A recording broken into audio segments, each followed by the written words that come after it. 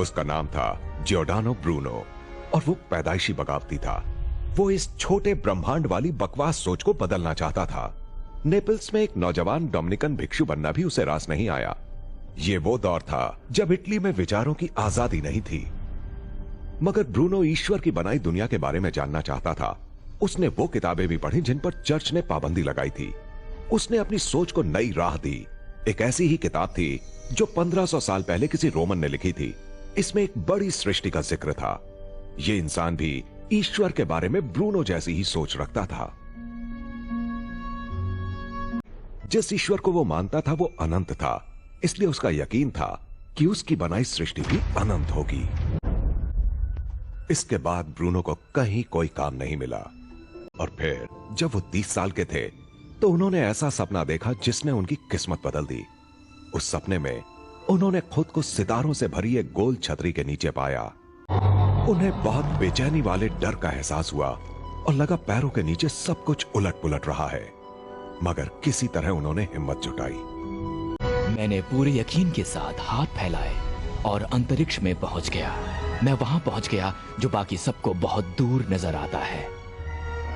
यहां न कुछ ऊपर था, न नीचे, न किनारे पर और न बीच में। मैंने देखा कि सूर्य भी दूसरे तारों की तरह ही है और दूसरे तारे सूर्य के जैसे। हर तारे के चारों ओर हमारे जैसी पृथ्वियां हैं। इस अनंत ब्रह्मांड को देखकर वही एहसास हुआ जैसा प्यार होने पर होता है। ब्रूनो एक धर्म प्रचारक बन गए और पूरे यूरोप में अनंत ब्रह्मांड के सिद्धांत का प्रचार करने लगे। उनको उम्मीद थी कि ईश्वर को चाहने वाले उनकी बनाई इस अनंत सृष्टि की बात सच मानेंगे।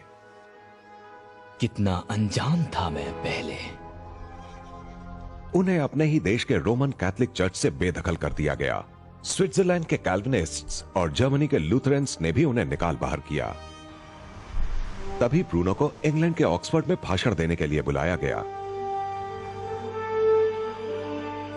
अब जाकर उन्हें लगा कि वो अपने जैसी सोच वालों के बीच अपनी बात रख पाएंगे।